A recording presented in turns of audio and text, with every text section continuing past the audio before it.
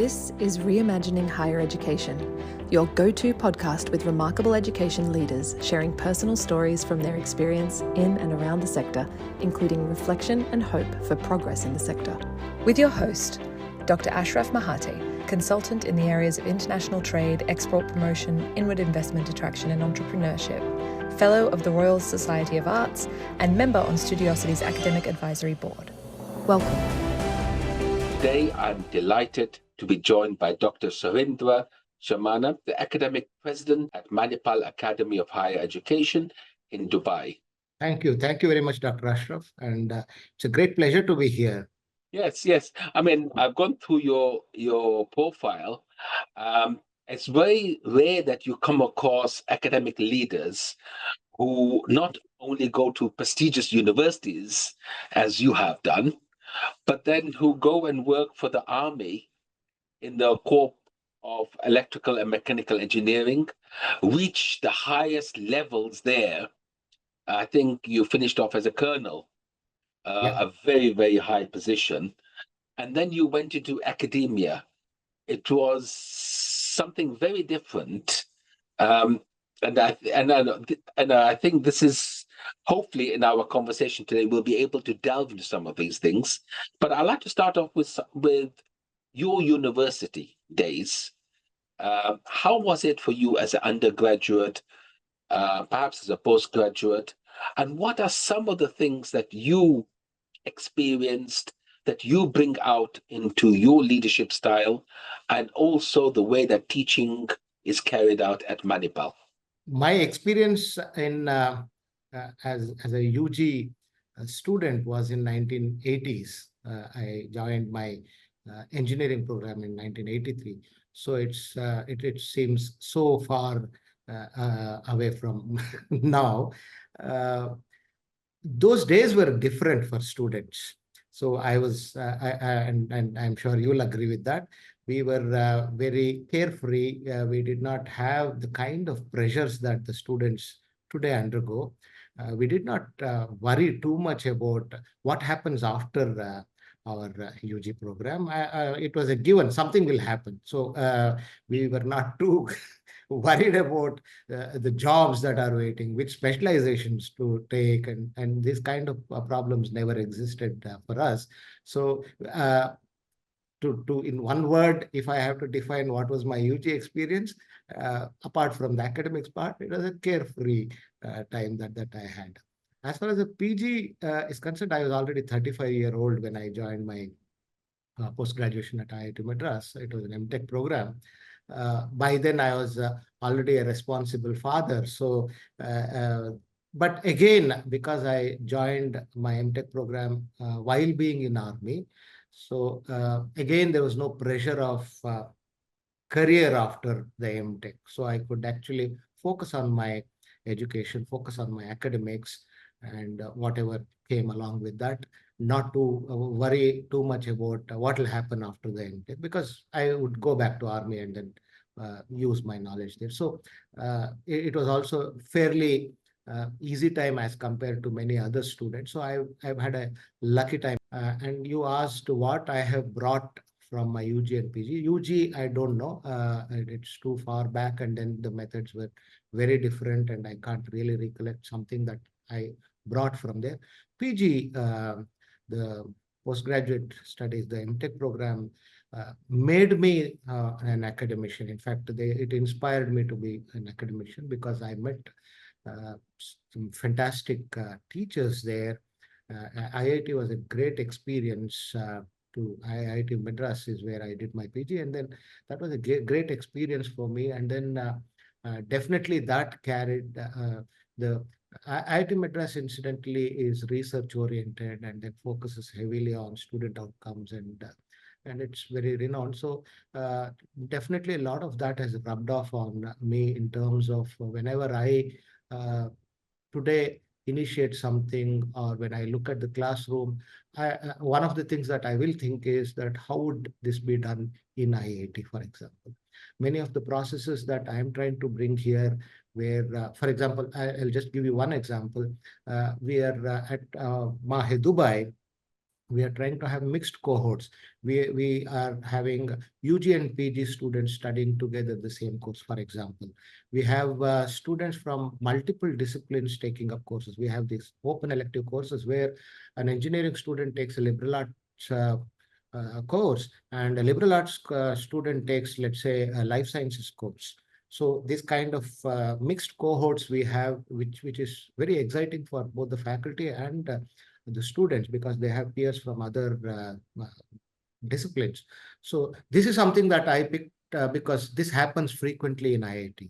So these kind of ideas that have existed always in great institutions have actually helped me in thinking of what good things can I bring to the institution that I serve now. I think it's very interesting, and I do agree with you. I mean, when we were students, our focus was not always to get a job. And that's because, again, we didn't have the huge student debt, so we didn't have the huge loans that students find all around the world, including Dubai, right? I mean, education now is, of course, very expensive. In our day, it wasn't. So we studied much more for the love and the passion of studying. And I like the way that you brought that in a very different way, the passion, but still keeping the fact that you have to have an occupation at the end by doing this cross uh, curricular activities with PG and UG with different liberal arts and science. But how does that work in reality? I mean, do you find that having a PG student and a UG student is a bit difficult to manage? Is it difficult in terms of course content? uh, you have to carefully curate which are these courses. You cannot do it with every course, obviously. Uh, Here we have so far, because we are in the beginning stages, we introduced this in 2 years ago, this kind of thing. We are careful in choosing those courses that are that both PG and UG senior students can sit together and then actually learn, because otherwise it will put a lot of stress on the faculty to match the two sets of students. So let's say a programming course, for example, a design thinking course. So these are some courses Right. that are more amenable. In IITs, in fact, we have students who are like, I attended a game theory course, I remember. We had students from BTech, we had students from MTech, and we had students from PhD. The three were sitting in the same class, and then we had the faculty did not face any problem in matching. So, and then game theory needed a lot of understanding of the world, but UG students, senior students did show that kind of understanding during the course. So, but we have to tentatively do it. We start slowly do it with courses that are probably more academic, such as coding programs and such things. So that is where probably it's easier to start with. Later on, as your confidence level builds up, and it's not that all the students sit together. It's only some students who feel that confidence to sit together with, let's say, PG students, who will come and sit there. So that kind of thing. Yeah. It's really great that, because if somebody is a good learner or a good student, there is this motivation that they can be given more advanced material. And I really love that idea. And I think more universities should adopt this principle, that they should not just restrict the material to undergraduate, especially when you have students who are extremely talented. Yeah, absolutely. Absolutely. Advanced learners. Yeah. I mean, going again back to some of the things that you mentioned, one of the things I want to look at is that what is important to you as an educator? And what do you think were the specific opportunities that you personally took advantage of? Because you've moved from one career to another career, right? Um, so, what were the things that you, when you came to education, that you thought were extremely important, and what gave you these opportunities? Yeah. One of the things that I feel, or rather, the most important thing I feel for an educator is to understand, put himself or herself in the shoes of the stakeholders, which is often students, but many times also parents. So I for the UG cohorts, for example, I try to put myself in the shoes of the parents and then see what are they thinking. So as a parent, of course I've also been parent, so it's easier for probably and you probably it's easier for us to do that. So what uh, I think what do I think my daughter is doing in university? What is happening? How is she spending her time? I think these are most important questions that I ask. It's not about how she performs only. How she performs is definitely important, but it is also how is she spending time. She goes at 8 and then comes back at, let's say, 5 o'clock. What is she doing? Is she excited? Is she using her time constructively? Is she learning some exciting things? So these are questions that so uh, coming back as an educator, for me, most important thing is how my students spend time in the institution. I have to focus on that.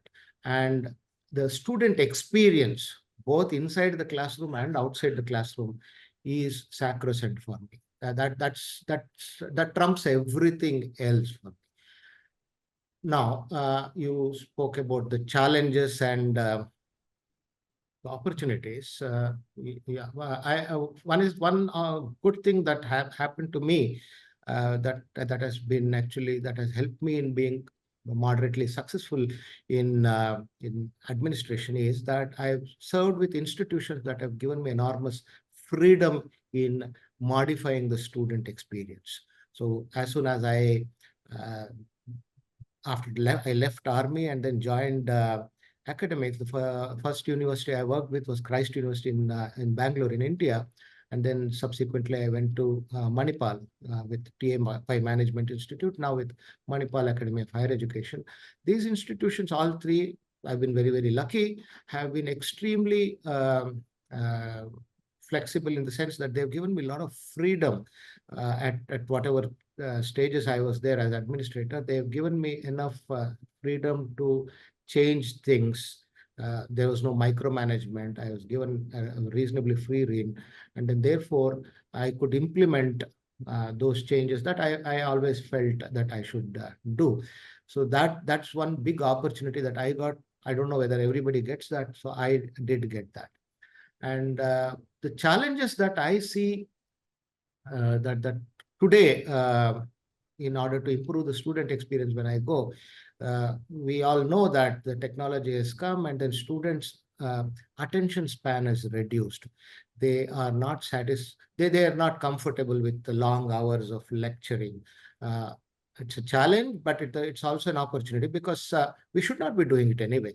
We should not be lecturing the students for hours together. So it also puts a lot of pressure on faculty, necessary pressure on faculty to um, to modify the methods, to make sure that the students are still engaged, and then find and invent newer and newer methods of engaging, keeping the students engaged with the learning process.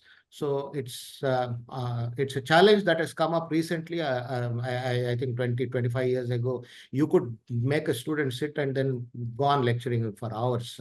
He would simply listen to you and probably observe also. But today it won't work. So I need to modify my pedagogy and then bring in interesting ideas into the classroom. So both opportunity and technology is also aiding that. In some places it might be hindering that, but mostly it is actually a good thing. So these are some things that are happening that are both challenges as well as opportunities. Yeah. I think it's very interesting you mentioned the stakeholders as parents. And because when I talk to university leaders like yourself, a lot of them consider the students as very important stakeholders and the employers, because international rankings of universities focus on student experience, and then they focus on employers. But nobody focuses on the very important stakeholder, the parents like you and me, who invest our hard-earned income on our children, right? So that they progress, and we want to see success. But I really like the idea that you put them first, right? Or at least alongside students. And student Yeah. experience, of course, is very, very important. Um, And you mentioned something which I think is very interesting. I was thinking about my own university, where when I was a student, both at PG and at UG, we had 3 hour lectures, no bathroom breaks, no going out. And it was 3 hour lectures. And we did have the attention span. That's the Yeah. amazing thing. We had the attention span because I think technology and the fact that you have this device called a mobile phone and you're constantly scrolling up and down, right? I had this issue with my daughters. Now they're constantly scrolling, constantly watching these social media channels. The attention span is 59 seconds and then move on, right? And the question then makes me think technology is not going to go away, right? The question is that the student has changed. The student who could sit for 3 hours in front of a lecturer, not be bored, now after 59 seconds needs another stimulus. After 59 seconds needs another stimulus. How do you now use that concept to motivate your lecturers to teach for 1 hour or 90 minutes in an encouraging, engaging manner? Yeah, I think academia has been struggling or engaged with this problem for over, I think, a decade now. We've been continuously talking about this ever since I joined academics. This has been always the question, and then the word that always comes up is experiential learning. Make the students uh, um, do more in the class so that they are engaged, their energy levels are higher. Yeah, so there are always these tried and tested methods in the classroom. Many faculty in most universities nowadays use tools, online tools to actually conduct classes, take quizzes, and then engage students. So these are anyway going on. And then we do use, of course, simulations, which make students do rather than listen. So these are there. Autonomous learning or seminar-based learning is something that we have been experimenting with, because we need to when we can't lecture, when that's not no more working, why don't we have students learn and then lecture to us, or rather lecture to the class? So breakout groups, and these are being tried out everywhere. I think these are also working fairly well, where students themselves take the onus on learning, and then probably we only evaluate or we only listen. So these are also there. So making student the center of the learning process rather than you becoming the center of that classroom. So that probably is one way. We have also what we have tried in our university is we have increased laboratories. Sometimes laboratories have been, of course, used by engineering students or people learning computer science softwares and other things. But what we are doing is increase the laboratory component for non-engineering, non-STEM students. It's not just the life sciences or engineering students who go to the lab now. We have management students going to the lab, liberal arts students going to the laboratories. We have management labs. We have finance management labs, fintech studios. So we are creating these kind of labs, AI studios, where all students, irrespective of their fields, go to the laboratory and do experiments. For example, in our management lab, rather than actually learning about, let's say, cycle time in an operations management course, the students go to the management lab and then actually work on an assembly line kind of setup that we have created there, and then try to move products in stages between the assembly line stages, and then see for themselves how the cycle time is getting affected. So it's these are some things that are actually making them do things and then learning, because these concepts cannot be driven home in the classroom anyway, easily, because they have never, UG students have never seen probably an assembly line when they're learning this. And it also engages them. They are standing, running around, they are learning a concept, and they are energized also. So these are some methods that I think universities across are using, and we are definitely using these methods. It's very good because you're constantly not only stimulating them, but you're actually taking the theory and applying it in a micro environment. So they actually get the skills that makes them be to add value to any employer from day one. And I think that's really good. And also deals with this other problem that we have. And I cannot interview any higher education leader without asking about those two wonderful letters, AI, right? My question is, what do you think are the challenges that AI creates, and what are the solutions? First, from an academic perspective, uh, and I think you mentioned some of these because we know that students use ChatGPT or many other things. And how do you deal with this from an academic perspective? And also about developing skills. Because again, ChatGPT and the host of other large language models will not disappear.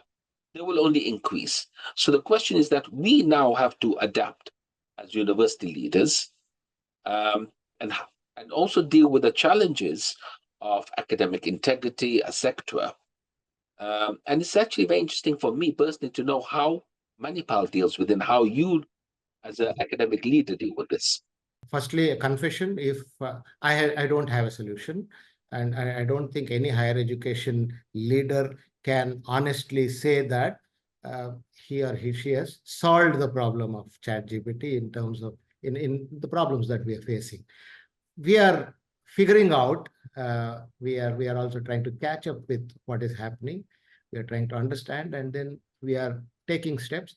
I think Manipal, like many other good institutions, has acknowledged that generative AI is here to stay and it will only increase.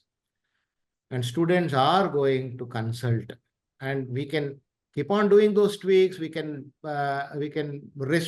restrictive classrooms we have, we not allowing internet and all those those management things that we can do. But the real problem is deeper than that, and then therefore we have to acknowledge this. We have to change. I think we are in a um, cusp of something very, very transformational that is happening. Education will be very, very different very, very soon. Nobody has seen how it looks like, but we are in the transition phase. We don't know how that it's going to end up, but definitely some things are going to happen that we are not going to be teaching the same way. We are not going to be evaluating the same way. But acknowledging that we are in the transition phase and we have to do what is best with the current understanding. What we have done is we have established a task force. The task force has three objectives. It's composed of about 20 faculty and other non-teaching staff also. So we have taken up three objectives. One objective is the internal processes of academic processes that we have. How do we take advantage of generative AI and then make them easy, may automate those using generative AI? I mean, we do know that a lot of efficiencies can be brought in using generative AI. It can analyze data much faster than human beings. So there are a number of processes, for example, our registrar office processes that can actually benefit from AI. So we are going to take use cases within the university and then see where generative AI can actually help us. That is one objective that we have. The second objective is how do the faculty use generative AI in their pedagogies?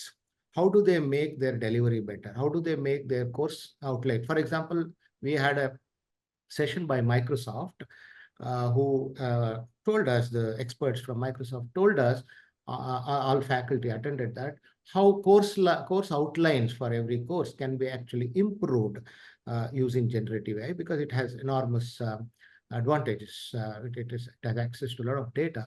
So how do we make our course outlines, the course pack itself, how we can make it better in a way that it is, of course, it also tells the students that this is how it has to be done. When faculty is setting standards, faculty is setting benchmarks, faculty is also showing what what can be done and what cannot be done, keeping the academic integrity in the mind. So the faculty uses generative AI in his or her own academic administration, pedagogic practices, and so on. So we are again building some use cases there. The third objective is what you said about the evaluation itself. How do we evaluate better?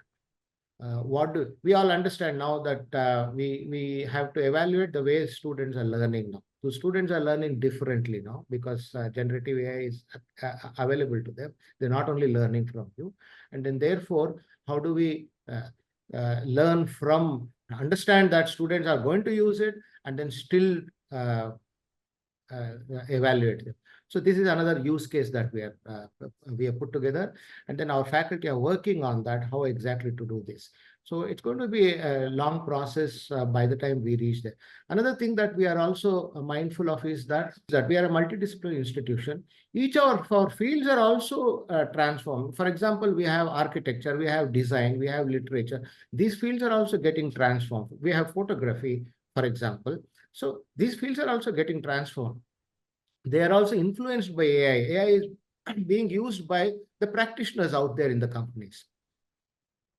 So, and some of them are going to be wrong things also done by companies. So, because people do not know what is permitted and what is not permitted when they are delivering a product, for example, a design to the client. So we have to incorporate these things also in our, for example, our faculty in design are teaching the students about what purpose can generative AI be used for in their design process. What is not allowed? What will client not accept? What will hinder creativity in designing? And what actually they might legitimately use. So these are some things that we are bringing into our classrooms. And I really like that approach because when you look at AI and the impact of AI, it impacts the institution because you need to make the institution more effective, more efficient, and faster, right? Yeah. And you're doing that. The faculty, well, you can't tell the students anything unless the faculty improve as well, right? Yeah. The faculty cannot teach them a course outline that's 10 years old in a world that you have AI, right? And I like the idea that you're incorporating AI learning into the curriculum. And then the third aspect is evaluation, right?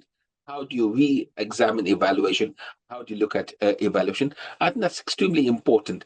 And you're right, I don't think any university's cracked it. If it had, we would have gone to ChatGPT and got the answer, right? Right? And it hasn't. I mean, this is the early stage. It's transformative. It's learning. It's developing knowledge. And one of the things that Studiosity does with its own package is again helping students use AI to help and learn. Because we have to ask as academics, what do we consider learning to be? Right? What's the real reason of coming to university? It's not just to store facts, right? It's the process of being able to make reasoned thinking, right? And that comes from knowledge. So how do you allow to create knowledge and also apply that knowledge in a more effective manner? So I think that's really great, the way that you've done this. One of the challenges about technology is that it also creates problems when we look at it. It creates challenges from a different perspective. In other words, it changes the employment prospects because if you look at a typical CA, he does a normal bookkeeping, but that job of bookkeeping doesn't need to be carried out anymore, right? So you might not need a chartered accountant who does this, or auditing can be done through blockchain technology, right? You don't need that. So how are you trying to change your courses, change your students so they're future-proof, right? And they can actually fit into the world where technology is changing everything that we understand to be standards.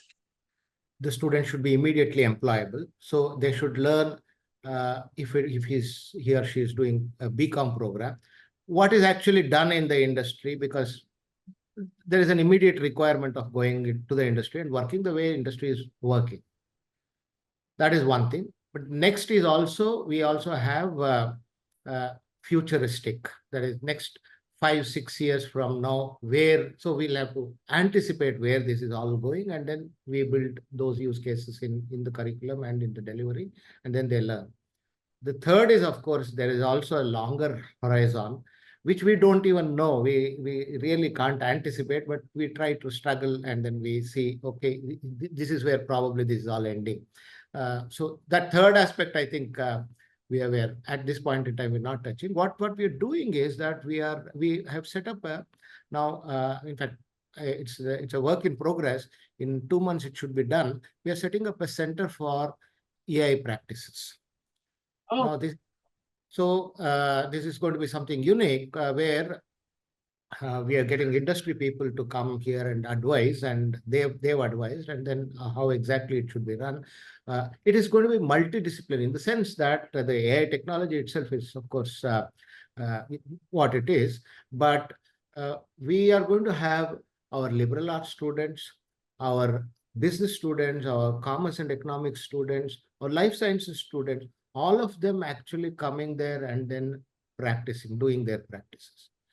So that is one way we want our the directions given to each of our schools is that they have to incorporate futuristic practices into their curriculum, and these futuristic practices are necessarily going to be AI based, or things like blockchains and then such things. So this is a instruction given to all the schools, and they have started incorporating. We had a curriculum conclave recently, and then in that conclave, each of the school chairpersons, they gave a presentation on how exactly they are going to incorporate technology into their courses to make them robust, the courses more robust and futuristic. So in already what we have done is we have already started fintech lab for our commerce students. We have AR VR lab for our architecture students. So our architecture students actually do computational design and AR VR technologies they already use for their programs. And then we are also continuously looking at, every year we are looking at enhancing it with whatever is we are expecting that industry is going to go forward. So these are some things that in each of our schools we are heavily into robotics. We have a center for robotics, and then we are tying up with industry. In fact, we have already a MOU with Dubai Future Labs, which is a part of Dubai Future Foundation. Dubai Future Labs actually is in charge of, it's a government agency, Dubai government agency. Its main role is proliferating robotics usage in Dubai. And then we have tied up with them. Our students are actually working on the projects with industry, such as and of course Dubai Future Labs projects. So these are some things that we are doing in our various schools. The bottom line is that every specialization, every field of every discipline is going to be impacted, and then we already are taking steps in incorporating those technologies into our curriculum and delivery. and that's amazing. I think, it's really nice when I see universities that use industry practitioners and bring them in, because academics, they do leading research, but the application of that research only comes through industry, right? So it's a complete circle, and I really love it when that circle or that loop has been completed, right? I'd like to move away a little bit now from technology and give you a magic wand. If you had a magic wand, or if you could change something for students, what would it be? One thing that I would like is that, because I already spoke about how carefree we were when we did our UG and even the PG programs, and how much stressed out today's students and their parents are, even while the students are pursuing the studies. How do we make them a little more certain about their futures? What I would like is this. that by the time a student comes to the final year, if we can have a tie-up so that industry, community, and academia, that the triangle, if it works very well, it works in certain Western countries like Germany, it works very well. We have that triangle very well established. Like that, by the time the student comes to the final year, a job is given, a job is offered to the student, and then the student knows, okay, this is the industry that I am joining, and this is the job profile that I gives. One is, of course, it gives a lot of solace to the student that okay, its future is assured, focus on academics, and then probably the student is going to focus on academics much better because he knows that there is a industry where I am working. For us, the advantage would be that we know exactly where my students are going, and therefore we can actually customize the programs, customize the delivery, customize the actual curriculum in a way that the student hits the ground running when he or she goes to the industry. So it helps me in actually making the students industry ready if I know which industry is he or she is going. So that is one wish that I've been carrying for a long time. Wherever I meet industry practitioners, whenever they complain that your students are not industry ready, I tell, please let me know which industry my students are going to, because there are thousands of industries with different job profiles, and I can't prepare one student for all of those. Can you tell me, okay, here is where your student is going, prepare that student for that. So that is one. And the student will also be much uh, happier learner within the classroom. That is one wish that I have. If I have that magic wand, that's something that I will use it for. You're right. I mean, it's when in the second year or at the end of the second year, you spend 1 year as an apprentice, and then you know that that is where you'll end up working that company. And then when you come back for the fourth year, your job's secure, you're finishing off your degree, no worries, you focus only on that, and then you move on. And that apprenticeship program, it used to be there many years ago, if you in most Western countries.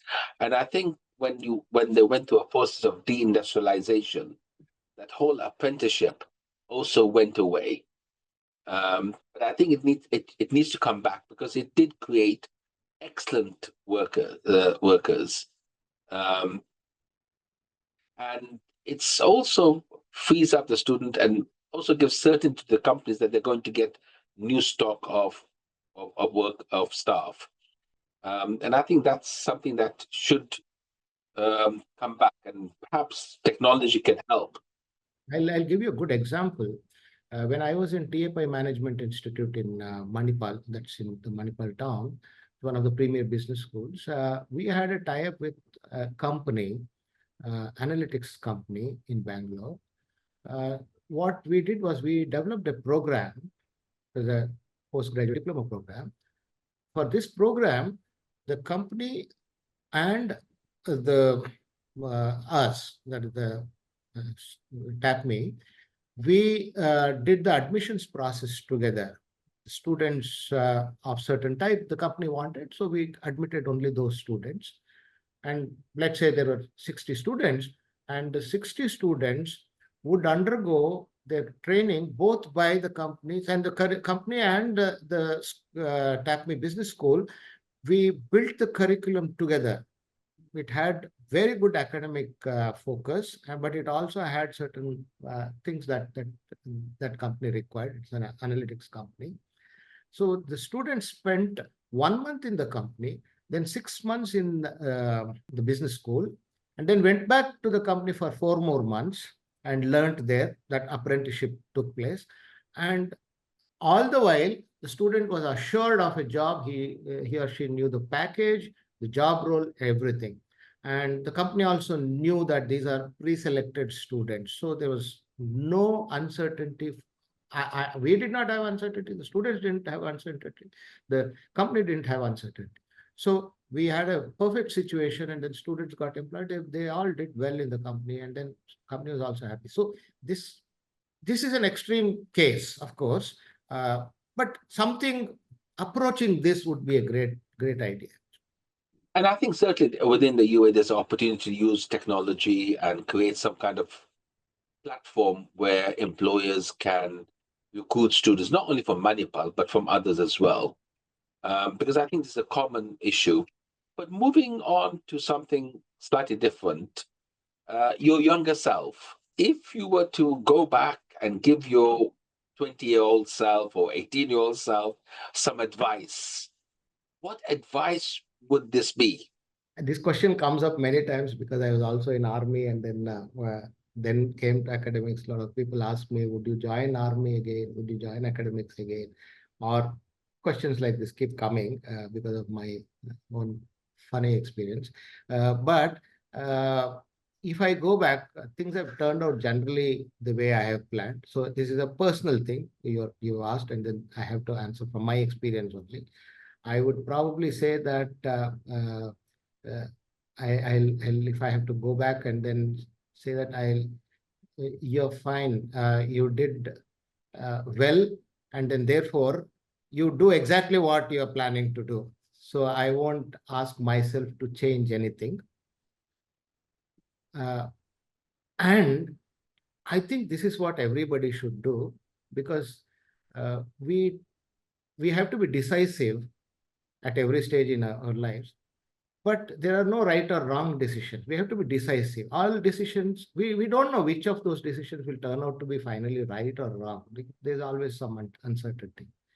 And then therefore, we have to simply move forward with taking decisions, being decisive, and also not fret about our decisions immediately after taking those decisions.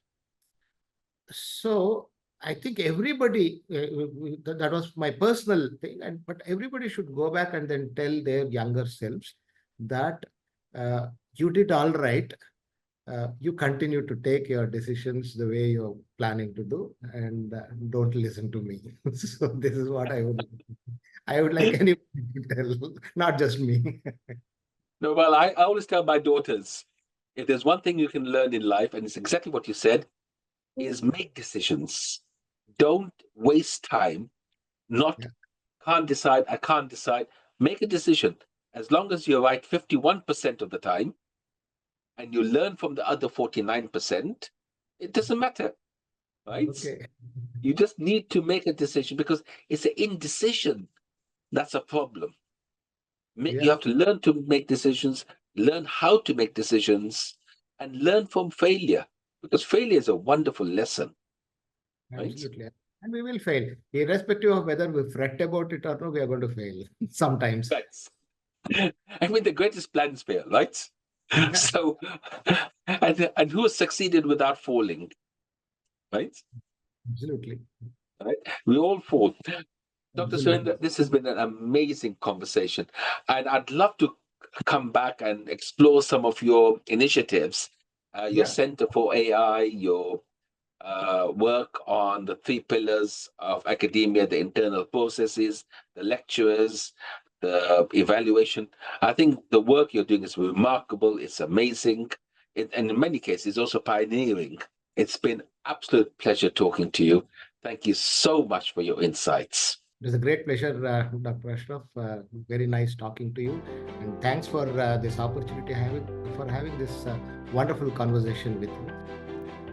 Visit studiosity.com/Students First for the next Students First Symposium, an open forum for faculty, staff, and academics to candidly discuss and progress the issues that matter most in higher education.